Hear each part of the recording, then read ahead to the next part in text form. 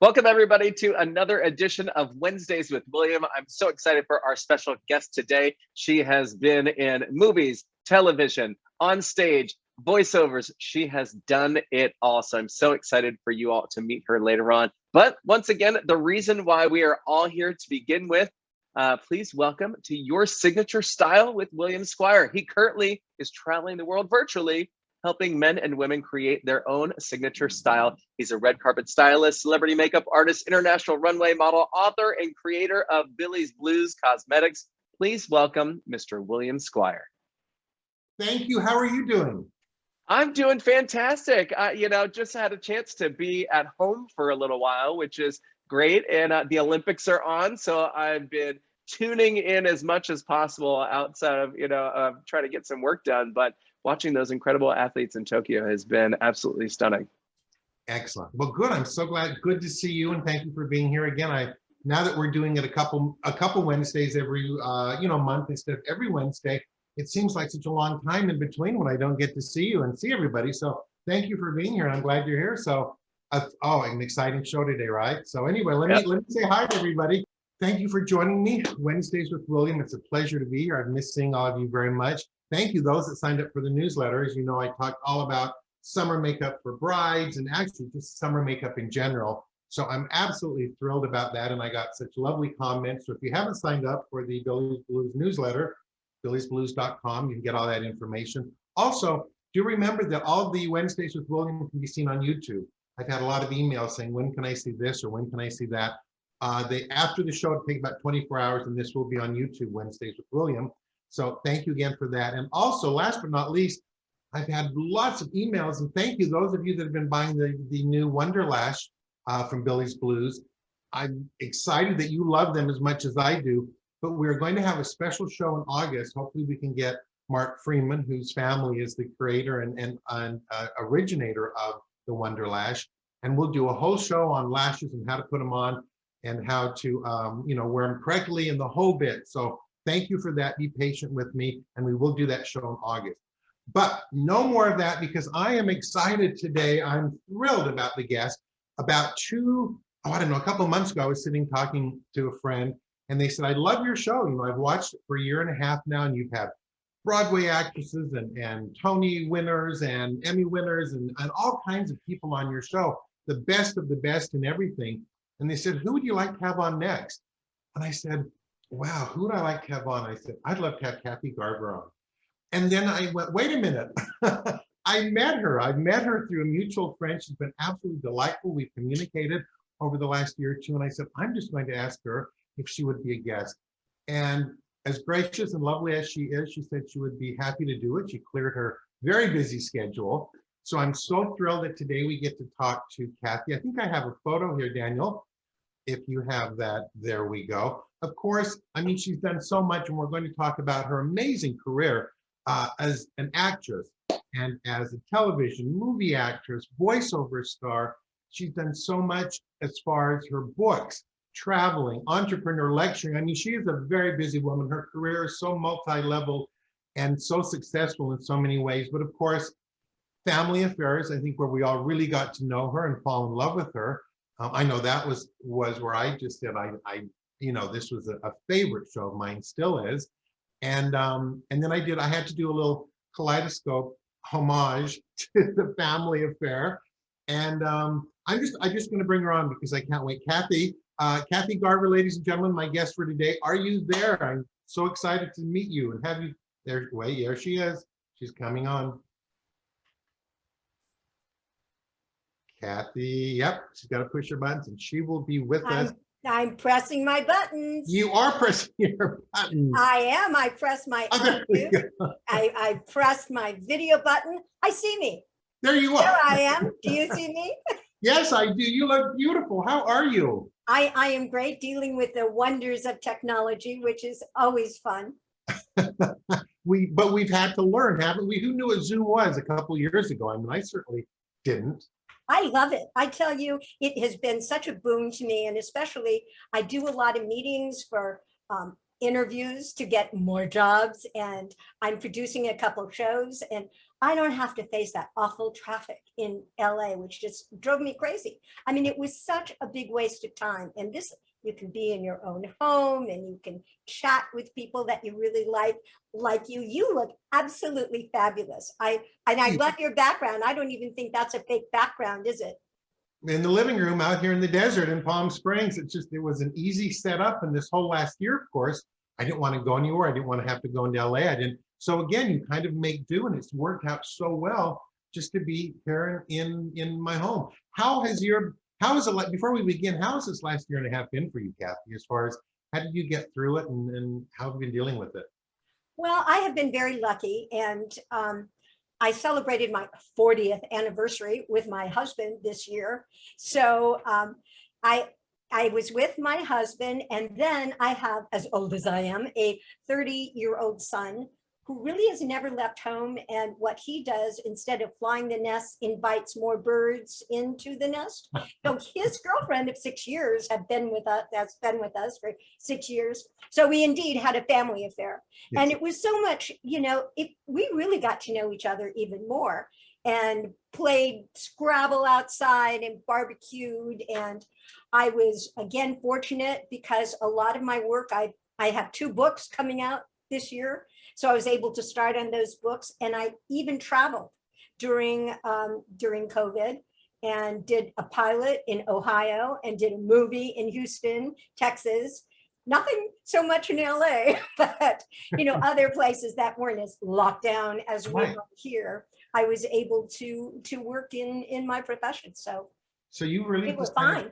Kept going. I mean, but you of course spent more time at home, but you keep going and going. Before we even begin anything, what is the secret?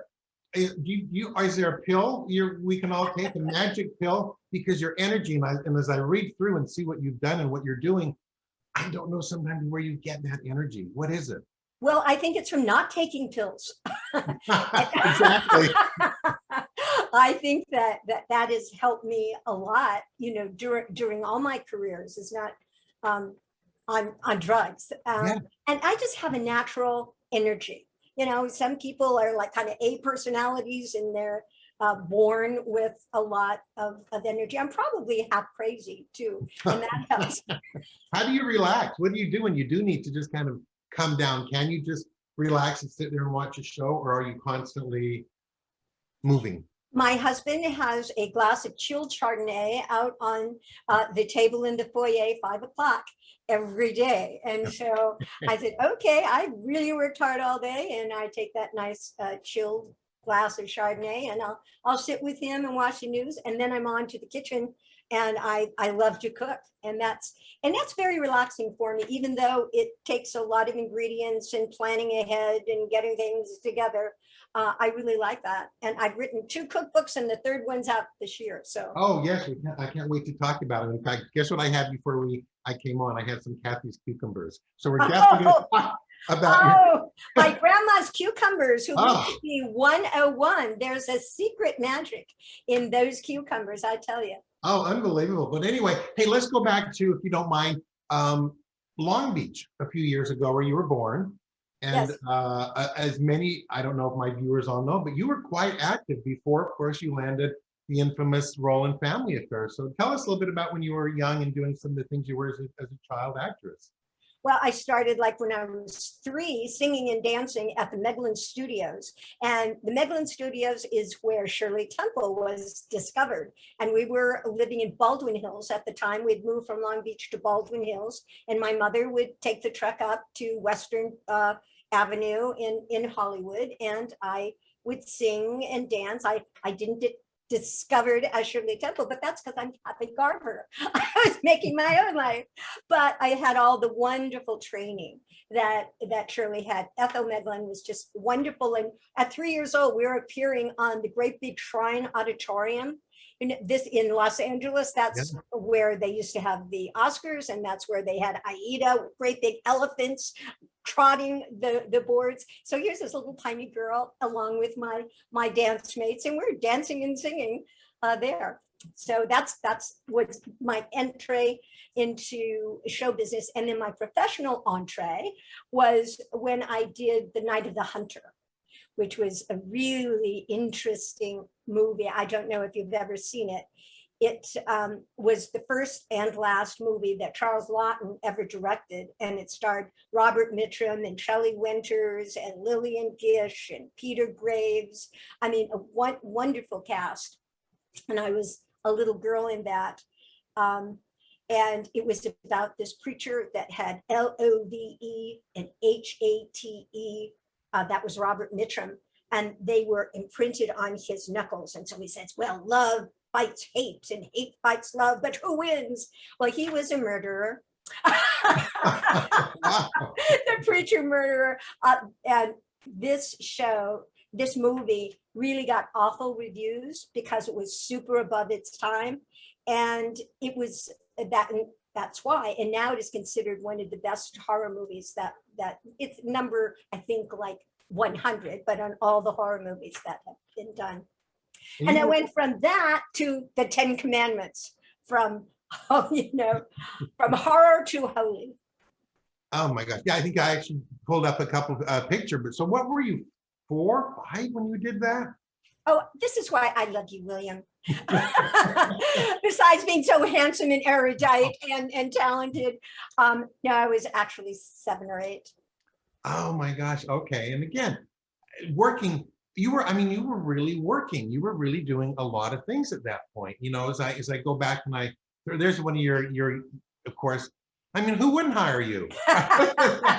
Look at that picture. That's amazing. And then I heard that you were in The Bad Seed, but I love in your book, we're going to talk about your book too, Surviving Sissy, which I've now read 3 times, believe it or not.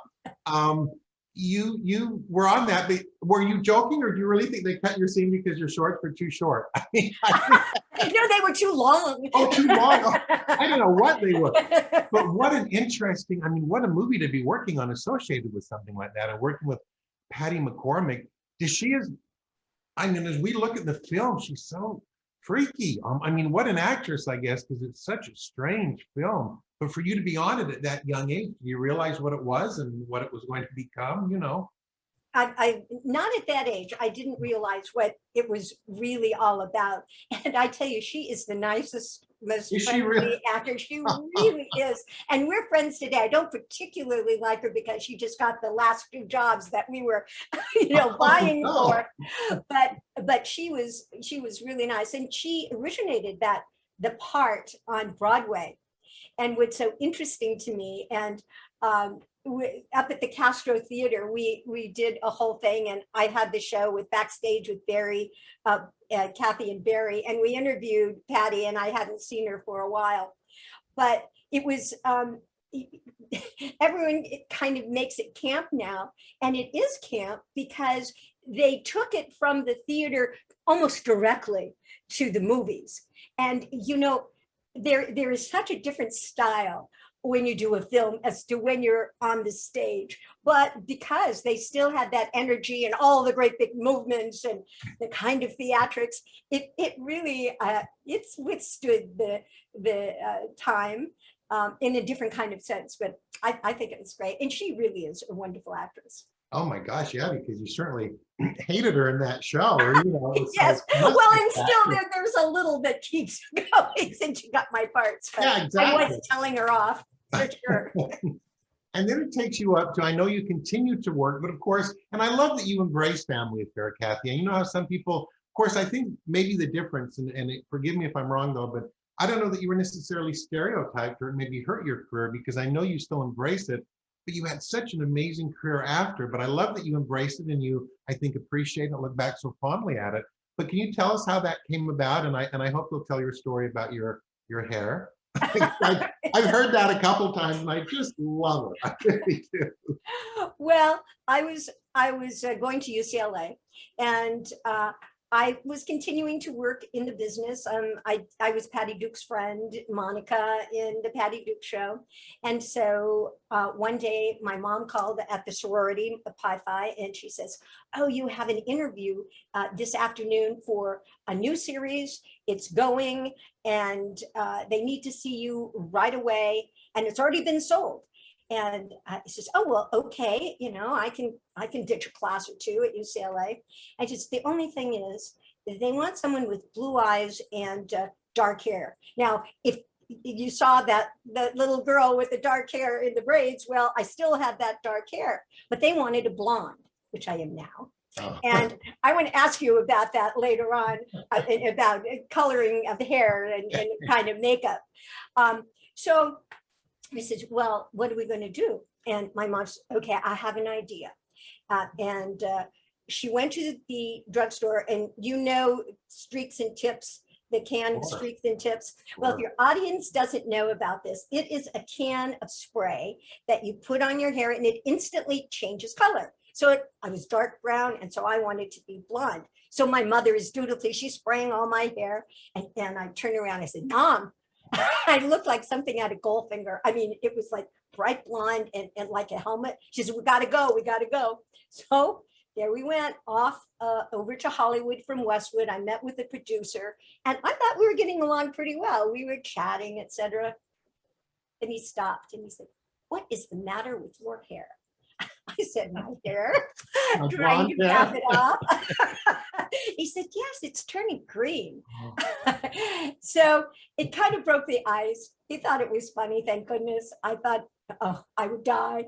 But I did then a screen test, and on the set, because they were already shooting, and my agent called and said, you got the job. And everybody in the sorority says, yay, yay. I'm going, yay. They said, only never wear that dress again, and never wear it. They got me a wig, a long blonde wig. Never wear the wig. I said, you got it. That was from Max Factors. Oh, really? That is so great. So you started right away with the show. It lasted 5 years, I believe. Right. And it's such a wonderful show and so iconic in so many ways. But it's funny because so many of us that have watched it through the years and again, I mean, it could be the era. It could be that those shows had a bit of a moral to them. It could be that they were just a wonderful show. But your cast in particular, there's no way, even at that point, and even now, I can't believe that you were not a family and that you were actually acting. I don't know. It's just the acting of all of you, including the children. I mean, when does that ever happen again? That must have been amazing being part of that. I think the casting was very good. We all liked each other. And Brian Keith, that had a very laid back, natural kind of feel. And usually kids are natural. That is, if they're cute and they can remember their lines and hit the marks, then that's a wonderful quality, which does not serve them well when they become, older actors. That is another one of my books. But I think, like at the beginning, Glenn Ford was offered the job, and he said, well, no. And at that time, to do a TV series on a little black box when you're a star was just verboten. You didn't do that. And so Don Feddersen, who was our producer, says, hey, well, we really want stars to be in our series. So he did this thing where he would tell, like he did Fred McMurray and My Three Sons, and that lasted like 15 years. But in order to get Fred McMurray, who was this big star at Disney, and like he did the Shaggy Dog, etc., sure. He said, look, you only have to work like 2 months out of the year. And the rest of the time you can go and do your other work and do movies. But the big thing was that he says, we'll give you a part of the show. We'll give you a financial part of the show. Ooh. Well, now this was an innovation. This hadn't been done before. So he got Fred McMurray, and that's the way that Brian Keith signed on. And he was, just this wonderful actor. And again, I think sometimes it trickles down, and that influenced the style of the show. And we really did like each other. We would have to go home, but after a full day shooting, but yeah. And I would think too, and I've heard that because of that schedule with him, that he would shoot a lot of his parts all at once. And then, as I think you commented in your book, you were really the working horse. You were the working force that would have to kind of pick up scenes here and there and work later. But how would you, as I watched it, it's so well done, but how would you have to do a scene where you're upset and crying, and then the next day you're happy, and the next, I guess that's the acting, right? I mean, he's gone and you're playing a dramatic scene to what, a stand-in, or I mean, I just wonder how that all works. You have to be very imaginative. And actually, I had this exercise that I did with Dwayne Hickman. I took some of his classes where you start out happy and you count to 10, where you say, and you go sad. You say 1, 2, 3, 4, 5, 6, 7, 8, 9, 10. And so it's just an acting skill, but it is true when I am trying to do a scene and the kids have gone home. There I am, 6:30 a.m. in the morning till 6:30 at night. Brian has already finished his thing. Sebastian was not feeling well much at the time, and the kids had gone home.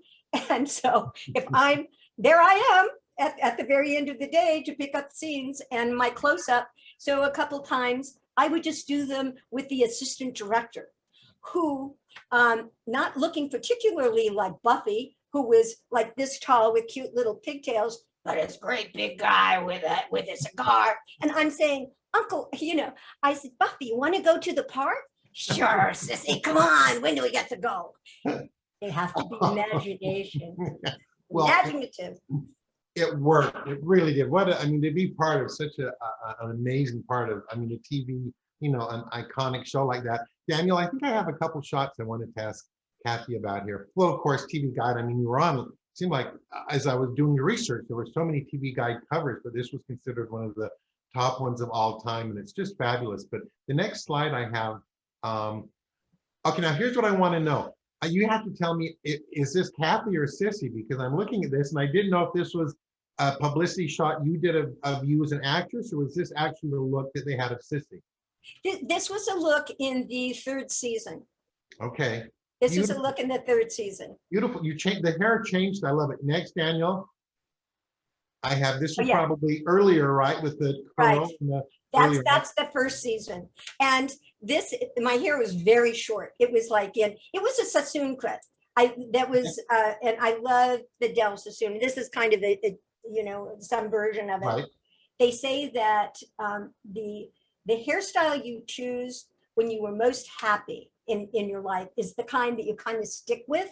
Oh. Now you probably know more about that, but that is what I love that. I've not heard that. Well, it was a great look. The next one was, then this goes on a little bit more of the bouffant with the flip again, almost again that probably later 60s. Right now, and that's my real hair. The other one was just pulled back, and that was a fall. Now this is okay. This is the real hair. Okay, and the next was again, it didn't growing. Quite have I mean, but it's different. The color is beautiful, and it didn't have the. And let me show my favorite. Now, I'm assuming this is in the series. I don't know. This could have been just you. Oh no, not this one, but this was fun. This was in the series, I think the last season, as I recall. But this next one, Kathy, is, I love that. I'm telling my clients, I mean, the award shows are coming back. I'm going to have everybody that I can wear this look. I love this style on you. Was this during the show, after the show? Where was this in your life? This is the 5th season. This is the last season. And I had started with like short hair with a fall, and then 2nd, 3rd, and 4th, it was growing and growing. And then I says, I'm going to be like Samson or whatever. And I cut all my hair off. So it's interesting to, like, everybody else kept their same look for the 5 years. Johnny with the little curly hair, and Anissa had the things. Brian's toupee changed a couple colors on occasion. And Sebastian always had his, the uniform. But I was, going, changing here, changing that. Well, it was interesting because I think too, it must be that likability that you have, because of course you must have known every teenage boy was watching the show because of you, but then I think all the teenage girls were watching as well, because it wasn't a jealousy, but I think they liked you. There was a likability about you that I think came across, that you probably had fan mail from both men and women, boys and girls. I did. And I wrote like a column in one of the fan magazines, Kathy's Beauty Tips. And I didn't know so much about beauty, but, I say, well, clean hair and this and that. And then I would get fan letters from the boys as well. And people used to send me money. I don't know why. Did they But I really? would get $5 in the mail or something. And I said, oh, okay, maybe it was to pay for an autograph. But I'll never forget my dad, who was helping me with the publicity, looking like Santa Claus with a great big bag of mail, like that you've seen sometimes on TV and in the movies. They said, oh, well, she's doing well. So yeah, that was very interesting. And now, of course, we have Facebook, which is the Right. wonderful technology of the fan mail. Was that hard for you though, when you reached that success at that point, as far as going out and being recognized? I mean, did you enjoy that? For those of us that have not had that, of course, there's a part of us that thinks, so that would be kind of, I think, fun or kind of wonderful. But I'm wondering at that point at your young age, in your early 20s, did you enjoy that, or did you just want to live your life? I was a little bit shy, and I still am a little bit shy until Wow. I am. Wow. I am. I am a little bit shy, and I won't naturally, go up to people. I mean, because you are so forthcoming and charming and it's easy. And there are some people and Sebastian, whom I absolutely adore. But I'm basically a private person. So when people would come up to me, I wasn't and ask me for my autograph, I said, do you want my autograph? Well, why do you want my autograph? And then I realized, or someone said, it's like giving them a present. Well, so that settled very well with me, because I'm generous. It's a Sagittarian quality, and I'd like to give people things. You're right. You're the same way. You're very generous, and so that's making people happy. And so that is my MO. So if I can make people happy, that makes me happy. So You bet. And then Daniel, I just had to talk about, and we've got to move on because there's so much.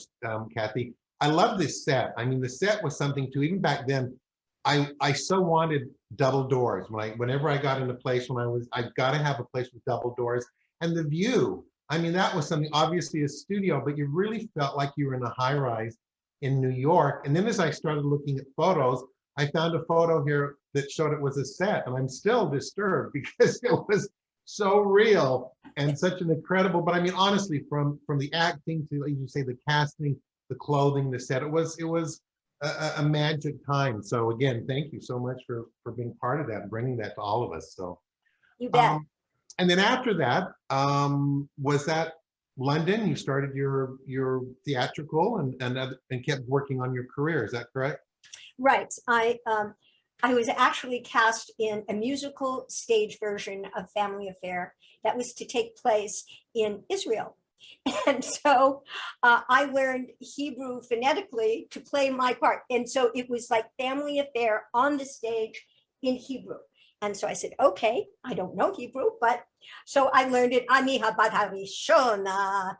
I'm singing all this stuff. And then after they flew me over there, and I thought, I don't feel like going back to the States. What am I going to do? So I went to London, and I was a very adventuresome 20-something-year-old. And I went to the Royal Academy of Dramatic Art by myself. And so I even got more training. I had gotten my degree from UCLA in speech and communications. But then I got some more stage training, came back and just did a whole bunch of dinner theaters, which were very, very popular in the late 70s and early 80s. So I did a lot of just those fun theaters, which was great, comedies. And so you sang. I mean, that's something I think you talk about, a triple threat, because didn't you do Eliza in My Fair Lady? I did. Yes, Yeah. you really did your homework. I am very impressed with you. No, but I mean, it's fascinating. And I was serious about your book. I read it when it first came out. And then, I read it again, but it's so well written, and it's a wonderful book. But yeah, and I love musical theater. That was actually a major at mine in college until I realized I couldn't sing. So the fact that you got to travel and do all of that, what great experience. Daniel, I think I have a couple slides here. I just wanted to ask Kathy about, if we could. Ah, Well, let's talk about your voice work if we can, because I think that's something that you've really embraced and been very successful at. And of course, the voice of Firestar and Spider-Man. That was your voice. right. And I'm going actually to the Terrificon this weekend, and oh, they have a new. This is a toy that they just brought out this year of my character of Oh, Firestar, and so I've been gathering things I'm going to bring to the Comic Con. But yeah, I did 5 different animated series. I was in Chuck Norris Karate Commandos and Dixie and Dixie's Diner. I did that one, and I was Pepper, and of course, Firestar. It's always fun to be a superhero. It's so funny. I just, I have to tell you, it's not totally off the subject, but 2 weeks ago, I was in Idaho and I was chosen to be Silver Wanda, who is the spokesperson for this theme park called Silverwood.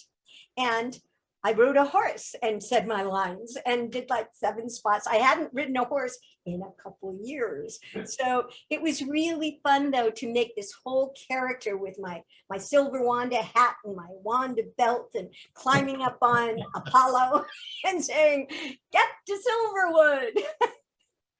So it's fun. I'm having fun. that's hard though, because you do so much. Is there, and I know you've been asked this and had you answer, but if somebody were to call you up tomorrow and say, all right, Kathy, we've either got a movie for you, we've got a TV series, we've got a musical to do, we've got another book to write, I mean, a lecture series. Is there something that you're drawn towards or that you enjoy maybe the most? I think that I like to do TV the best. Movies just take forever. I just am almost finished with this movie, Old Man Jackson, that we're shooting in Houston, but it takes them so long for every shot in any movie. And the musicals I enjoy doing, but I've done it and then I've done it again. And yes, it's true. A different audience have different reactions. I do like to write books on my off time. I love to write.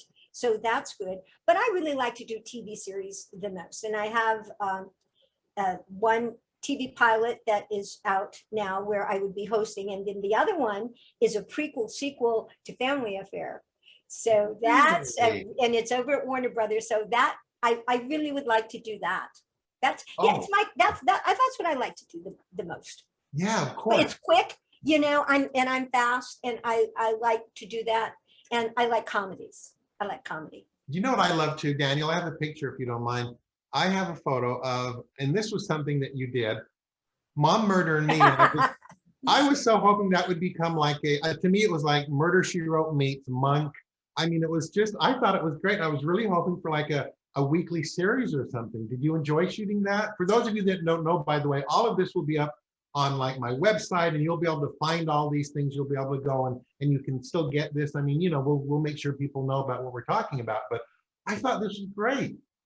I loved it. And I talked to the producer and the writer. I said, this has got to be a series. And she says, oh, I don't have time to make the pitch book and this and that, and the other thing.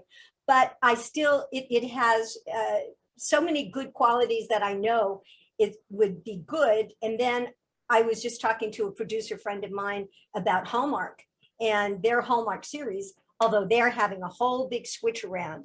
But we've still got Kathy Garver's mysteries, and that's up our sleeve. So that's another thing that we're working on. I would love that. I think that would be, and just again, the comedy in there, it's just wonderful. All right, I want to talk to you if we can for a few moments, because again, I run out of time because it's so much fun. I love your books. This is one, of course, I've read your Surviving Sissy. This is, again, one of my favorites. It's the Family Affair Cookbook. And like I said, it's funny because I got this and I thought, well, this will be great because it'll be, as you say, it's Kathy talking, it's Sissy talking, it'll just be fun. Not realizing that the recipes are so good. I'm very serious. I have your cucumbers. I can't believe I made guacamole without using like a tablespoon of cheese in it. I mean, all these things that are in this book. And then even I did the lobster Newburg. But you know what I love about it? Some of the recipes are they remind me a little bit of the mid-century or, the era, of course, out here in the desert we love with the pimento and the different things. but they're good recipes, and I've tried so many of them. Actually, Daniel, I just want to show some of Kathy's books, the covers. This, of course, is again, The Surviving Sissy. I know you came out and did a book signing here, and I've got so many friends that have read this and love this. And you said they're going to relaunch, they're redoing this? Yes, this came out in hardback, and that was just fabulous. Is where I had just a fabulous book signing. And so this year, because it's the 55th anniversary of Family Affair, and I know you don't think that's possible, William, It's because not. I'm 39. I know, me too. Yes. And so they're bringing it now out in paperback. So from the hardcover that was for 5 years, it's the hardback is still available, but now they're bringing out a lower priced paperback version. Well, and it's well written, and it's interesting, and it moves quick, and I love autobiographies, and I love this kind of story. But one reason I love this too is that you put so much into it, but it's not a huge amount of details. I read whose was it? I just read Ann Miller. I read it, and her book was about 4 minutes long, and the rest was just every name of every person on every set she ever worked with. Oh, And wow. and I understand it was important maybe to whoever wrote it or her, but this is just quick moving. You really learn about you. And oh my gosh, I wish we had time. You'll have to come back because I want to do a whole show. There are so many photos of you with the most attractive young men all around Hollywood that we have to talk about that another time. But anyway, the next book, Daniel, one that I do not have this. I was not aware of this. Is this, tell us a little bit about this. This book I wrote after the Surviving Sissy book, and it was published by the same people, Roman and Littlefield. And this takes the lives of some of our most well-known child actors, our child stars in the 50s, 60s, and 70s, and what happened to them, and why some of them were successful in making that transition, and some of them were not. And as I alluded to before in our conversation, that as a child, you know, you're natural and you're chosen because you're natural and you're little usually, and you can learn your lines and follow directions. What happens are 2, 3 unwieldy things. One, the children start to become 13 and 14 and 15, and they're not as cute anymore. And that is a difficult transitory phase for any person. And then having been a star and then maybe not, you know, you're losing your series, then what do you do? And a lot of them don't go to college, and then they get depressed, and then they take drugs, and it's very sad. And another bad thing that happens is that their parents may have taken all of their money, and they give it to the whole family, and so that child becomes the breadwinner. So then again, another thing of guilt is piled on. So I'm supposed to be the breadwinner, and now I don't have a job, and nobody wants me, and it's a very tough road to hoe. That's another show that we're working on is Child Stars 101, and what to do, you know, and what's the right way to approach getting your absolutely, of course, best child that was ever born and talented, and putting them on the right road. Oh, interesting. Yeah. Well, again, I'm definitely going to read that. And then, of course, the Family Affair Cookbook, Daniel. I think I have a photo of that. Oh, no, this is another one. And again, this is your holiday recipes. Right. And again, I do not have this one, but I definitely will. And this is with you and Scott Weaver. The two of you wrote this? Right. Yes. And they're all family recipes from our own families. And then each month has a holiday. And so that's the way that it's compiled. So, you know, January has New Year's, and February is Valentine's Day. And they're, 4 different kinds of menus. I love menus. It makes so much easier. So, oh, okay, there's the salad or the appetizer, or the entree and the dessert, instead of trying to put them all together and having them come out at the same time. So this eases the burden. Oh, wonderful. And then, of course, I think Family Affair Cookbook. And this, again, I love. I just urge, my audience to get all of these if you don't have it. But like I said, this has become just such a favorite. I look at it all the time. And I'm going to be doing one of the chicken dishes this weekend. So anyway, thank you for all of those. All right, next, Kathy, if you just wouldn't mind, I would like to, before we hear about what you're doing now and let my audience ask some questions, and I do need to talk a little bit about your beauty secrets. I need to ask you my Williams 43 questions, if I may, because the audience needs to get to know you a little bit better. Just quick responses, and let's just start. All right. Okay. So Kathy, how do you start your day today? I woke up. I woke up and got tea and went back to bed and did my emails. Very good. If you could have brunch with anyone in the world, who would it be? William Squires. Oh my gosh, thank you. And I feel the same way. What's the one thing that you've mastered in your life that you're proud of? Speaking French and the computer. Yes, two great things. What's one thing you'd still like to master? Speaking French and the computer. Kathy, what's your favorite food? Yes. Well, there are so many. I like caviar. I like lobster. I like those kinds of things. Good for you. Is there an actor that you'd like to work with that you haven't worked with? Mark Harmon. Mark Harmon. All right. Somewhere that you haven't visited you'd like to visit? I want to go on a river cruise, and it was planned for last year, and hopefully this year I'm going to do it. It's on my bucket list, but if I do it, then I'll have to die. But good. no, not good. But good on I'll have to the think of cruise. something else to put on my bucket list. No, I love river cruises, and I know you cruised on Crystal before. Yes, that was Yes. fabulous. Oh It's my in gosh. Alaska. Let's That do was it again. wonderful. We'll have to talk Yeah. about that again. All right, what's your favorite color? Red. Last book you read? I'm in the middle of reading this Lee Child's book right now. I can't think of the title of it because I'm just starting it. But the other that was Lee Child's. I just packed it. Least favorite color? Black. Do you have a favorite artist? Nicolosi. Okay.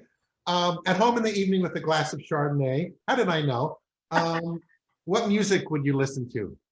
Yaruma. Do you know Yaruma? No, I don't.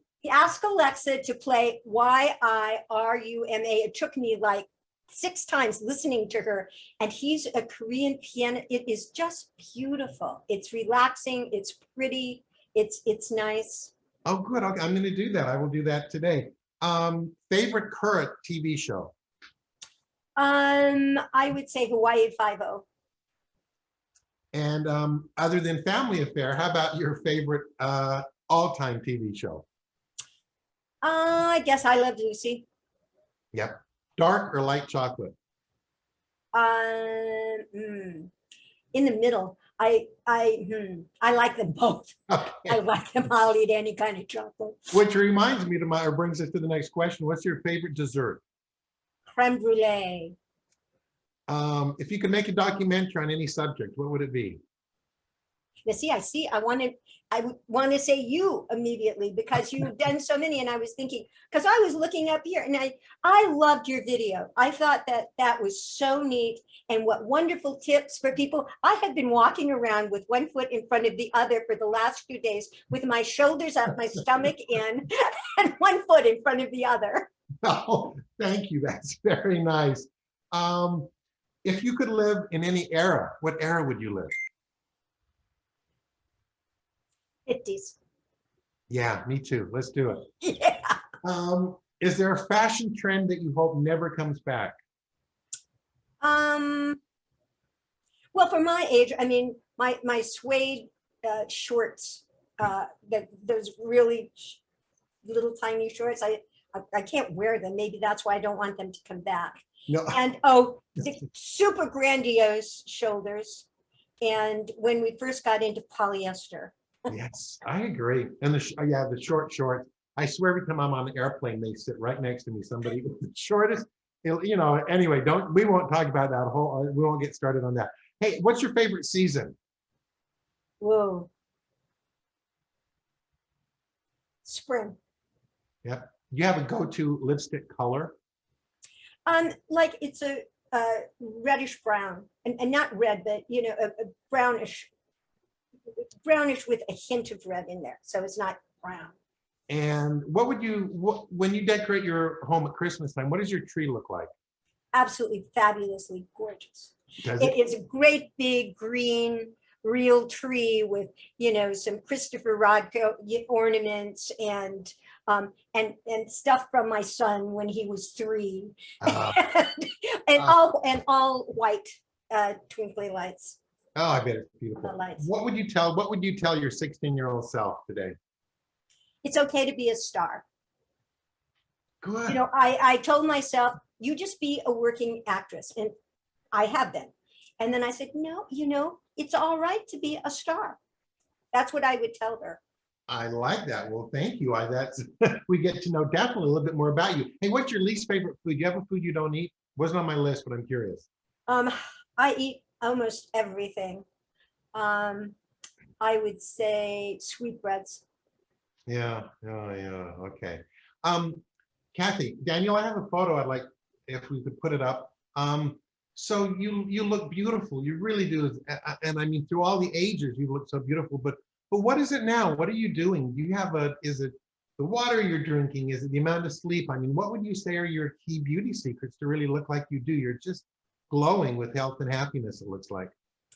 Um, I do drink alkaline water, and I Okay. think that helps a lot.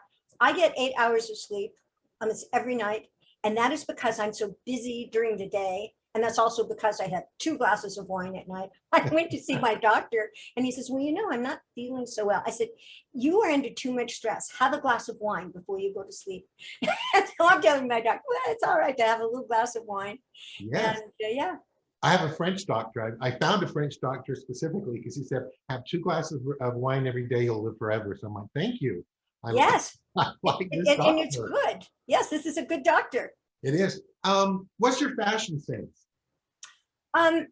Yeah, that's very, very much it. I'm not little, but I'm like 5'1". So I tend to wear the same color the whole way because it makes me look taller and thinner. Yes. And I lean towards more conservative styles, Mhm. and they seem to last, but like with a twist, like, pearls are fine, but let's put some little colors, beads in them.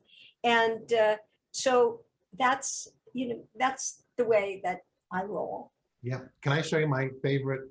So many pictures of you. Oh, I yeah. want you to wear this outfit. I'm going to tell my was- clients to wear That this. was during Family Affair. That was a print thing, that publicity that I did. I was having my own clothing line, so that was Sissy's clothing line. It's such a great shot. I mean, I wanted to take it. Makes me want to go back. I used to run a lot of modeling agencies and things. I want to have this up saying, okay, all you young models, this is what you strive for, because it's just a great shot. Everything about it is great. So I love that. Tell us a little bit about, Daniel, please join us. I know we've got some questions, but it sounds like there's so much. What do we have to look forward to? When are we going to see you again? What are you working on?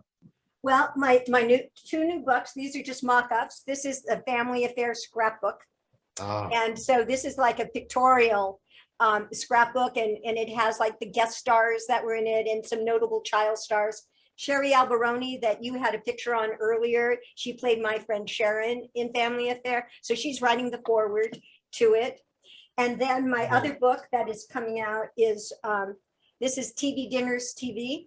And it is a cookbook, and this goes along with the show that we're developing. We've already done the pilot for. Oh, I love that. Look at the boomerang table and the color. That is so perfect. Oh, you should see the pilot. It's great. And Butch Patrick, Butch Patrick from the Munsters. Yes. He's our first guest, and we have from Seinfeld, Larry Thomas, "Doso for you," and coming on, zooming in. So it's really a wonderful, fun pilot. So I'm working on that pilot, those 2 books. I'm doing appearances around, like I mentioned, Terrificon, and then after that, I'm going to Kanab, Utah, for the Western Legends Roundup. I'm not riding a horse up there, though. But it's so beautiful. If you've ever been to Kanab, you go down Zion National Park. It's gorgeous. And then after that, I'm doing the Mid-Atlantic the Mid-Atlantic Nostalgia Convention with Tony Dow and Jerry Mathers. And managing the household and fixing the sprinklers and making dinner every night, making sure none of my flowers die. I love the gardens. None of my flowers die. So making sure you've got Kathy's cucumbers in the refrigerator. I mean, you're busy.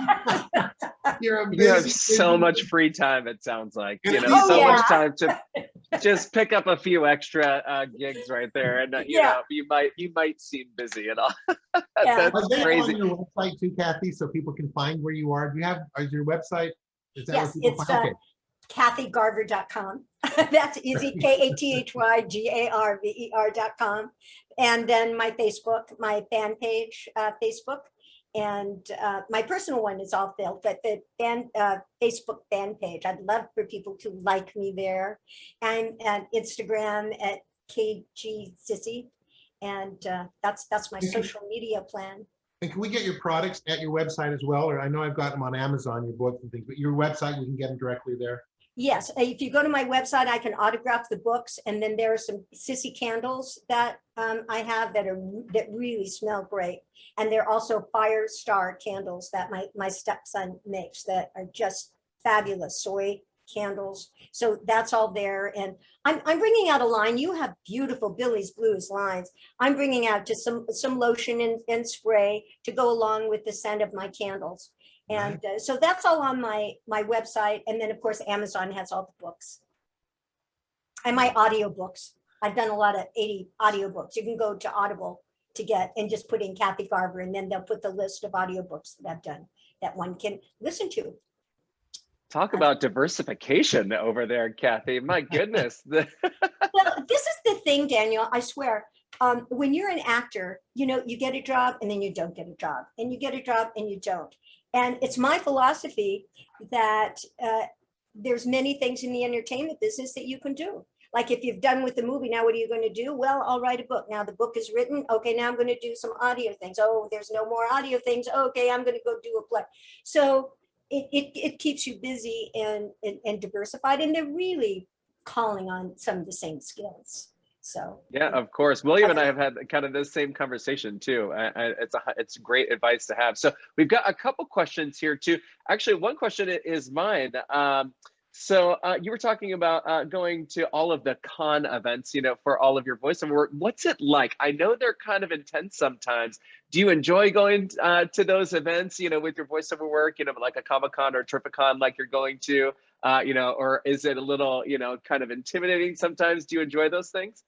I love them. I really do. As I was saying to Bill, to William, to Billy, when someone comes up and they say, "Oh, hi, I've watched you. I really like you." It's always nice to receive a compliment. Everyone likes to be complimented, and so I think it's great. And the energy is super. It's so nice to see a person, in the flesh. And we've become so used to, like Zooming now to this is kind of an aside, but when we were in lockdown and I would go out to get the mail and the mailman would be there, Kevin, my mailman that comes up. I said, "Hi, Kevin, how are you? Isn't it a lovely day today? Do you think the grass is a little greener and it's growing, isn't it? Look at the pretty tree." Talking. Because I hadn't been talking to anybody except for my family. So to be able to talk in person to a person, especially the first one I did, Gemstone Comic-Con in Idaho, people were so excited to get out, to say hello. And the promoter of the Comic-Con wasn't even prepared to as many people that came because they underestimated how much people wanted to see another person and for Comic-Con and to have fun and to forget about things and just to laugh and have a good time. Yeah, the fan base of those properties is really amazing too. So we've got a question from Kim Bird from Wesley Chapel, Florida. What's your favorite outfit that you ever got to wear on Family Affair? Do you have one? I think it would probably be, and it was my own, and it was on my favorite episode, which was A Waltz from Vienna. And it was this beautiful long gown and my hair was up and I was maybe going to marry a prince. And so it was all very romantic. And this was like a light green, pale green, long dress. and quite long gloves at that time. But I just felt so elegant, and it was so pretty. And so I think the whole feeling of the dress makes it my favorite. And But you it know, was a all right. bridesmaid's dress. I remember it was a great episode. I wanted you to marry the prince, but do you know white gloves are coming back this season? The show, all the shows have the white gloves for fall, the actual like opera gloves. So hope you still have those. I do. Bring them back out. I mean, I am a Good. potential hoarder. Well, maybe not potential, but I do. It's just classic items that you're preserving for posterity. That's what you got to think about it, you know, from one of those, from that episode of that show. All right. So we also have another question from Susie Clausen. What was it like working with Patty Duke? Oh, Patty was amazing. And so the first time that I worked with her was on her show. And I was amazed at how quickly she did everything. She had it right there. She wanted to do it. She says, okay, let's get this done. And she did that. She's okay, now let's go on to the next scene. So I was very impressed with that and her alacrity and how quickly that she could go from scene to scene, instead of just, okay, now let me analyze the scene. What am I going to do? She was just like right there. That's where your 1, 2, 3, 4, 5, 6, 7, 8, 9, 10 Yeah, exercise right. comes in handy right there, having right. it change back and forth. And so Kim also has a second question. First, I would like to say, she would like to say that she thinks you're a phenomenal actress. You've always been a wonderful example to girls and women of all ages. You are a young, successful entrepreneur before I even knew the meaning of the word. My question, what advice would you give to a young professional just getting out of college as your secret ingredient for balancing success and happiness? I have twin 23-year-old daughters that have recently graduated from college. And the important word there is balance.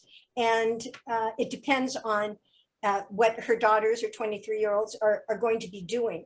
But I think that in the entertainment business, there is so much time spent on developing your talent, and they forget it is show business. Hello, business. And so, and you get an income that is not the same each month. So you have to make a budget to say, this is how is my base budget. And this is how much it's going to cost to cover all the things I have to cover. If there's going to be, you know, a bigger month doing something, then maybe I put a little in savings. I'm going to spend something on me. You know, I'm going to take care of myself. So I think that's, and taking care of oneself is important. And I've learned that really more in the last 4 or 5 years than I did when I was so busy doing other things. And I said, it's important to get that done. And I heard on the radio one time, and a maestro talking to his musical students that were playing concerti and all of this.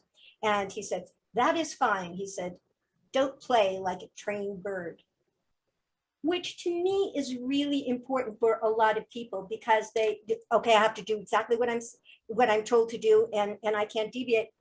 Just let it go. You know, don't be a trained bird. You've got it there. Just do it from your heart and soul. Such great advice. And yes, balance is such an important thing. And no matter what field you decide to go into, it's such an important thing. So you were talking about living in a lot of different places. What's your favorite place to live? That's hard, because even when I was a teenager, I mean, when I grow up, you know, I'm going to have a place in the beach. I'm going to have a place in the mountains. I'm going to have a place in the city. Yep. I'm going to have a place in the desert. Each of them have appealing things about them. Right now, I live in a canyon, a very dry canyon. I look back on my life, and I've lived mostly in canyons. Benedict Canyon in Beverly Hills. When we lived in Hillsborough in Northern California, we were in a canyon. And now here is Bell Canyon. And I didn't do that like on purpose. It just kind of happens. But I would probably say a canyon. I mean, because I lived in Malibu for a while, but then, you know, it was dirty and sand would get in everything. And as much as I love the water, you know, that's great. I like Palm Springs, but of course it's too hot. And then you have to go someplace else during the summer. So I guess the canyon with a pool. Yeah, I like that addition, with a pool. That's always a key one right there. And so we had one question that was asked that got answered a little bit earlier, but I have kind of a twist on it. Glenn asked, were you really in a slave in 10 Commandments? And working with all of those, amazing actors at such a young age, what was something that you saw, over the years that really impressed you that you kind of used to help, model some of the things you like to do, and then maybe something that you saw that you kind of steered away from? Well, I remember one of the actors there, at Lawrence Dobkins, and he was one of the people that was joining us, I think, as we were leaving, getting out of Dodge during the Exodus. But he was very kind, and he was very affable, and he was very down to earth. And I felt that as a young child. As a child, you don't know the grandeur, this is a big star, or where am I, and why is this a paper mache mountain in the middle of a set? But you do things through the senses. I think you smell things, or you see things, or you hear. And so that's the way I was taking in those experiences. But Lawrence Dobkin was very impressive, and some of the other ones that Deborah Paget was, again, very kind, very gracious. And I saw her at a Shrine Auditorium event as a child. And again, just that down to earth kindness. I think that's very important in an actor, in any person. That's awesome. Definitely, kindness is something we can all strive to model after. So those are all the questions that I have here. So I'm going to disappear. Thank you so much. It's been a pleasure to meet you virtually. Hopefully we can in person, but I'll let William and yourself take it from here. All right. Thank you. Thank you. Oh my gosh, there's so much I'd like to talk to you about, but we're out of time, and I don't like that. Please come back. Will you spend another hour at some point? I would love that. And when you're in the desert, you've got to let me know. And we're going to shoot Billy's Blues Muse campaign, and I want you to do it. So let's plan it. I would love to do that. Oh, yes. Kathy, it'd be wonderful, Kathy. Absolutely. Thank you so much. An incredible career, incredible woman. I know that my audience loved getting to know you a little better. I certainly did. And I thank you. And we look forward to what's coming up with you. We look forward to seeing you a lot in the future. And I just thank you for taking the time, really, from the bottom of my heart, being here. It's a dream come true. So thank you, Kathy. I appreciate it. Thank you, William. I appreciate you, and thank you very much for having me on the show. And I have much better posture because of you. And in the next show, I want to talk about the right kind of makeup that people wear for their skin. I love this, that they stop here, and then what happens, you have a bronze neck and in a different color face. How is that working? So I wanted to, yeah, that'll be super. We will do it. All right. Thank you so much. Ladies and gentlemen, thank you so much. That's a pleasure. I can't tell you how excited I am that you've been here with me today. Of course, the one and only, the beautiful Kathy Garver. I'm absolutely, I'm floating, or as Glenn would say, my head's going to explode. So excited. But in the meantime, a quote for the day I want you to remember, and especially hearing about this life that Kathy has, I would imagine she believes this as well. Life is a great big canvas, and you should throw all the paint on it you can, by Danny Kaye. Next week, I have an amazing guest. Claudia Miko will be with me. She's an international, world famous fitness expert, and she is going to keep us all healthy and happy at the age. Some of us are over 39, so she is going to talk specifically to us, and she is phenomenal, and you'll get to know her next week. So please join me next week. But until then, be happy, be healthy, and be beautiful.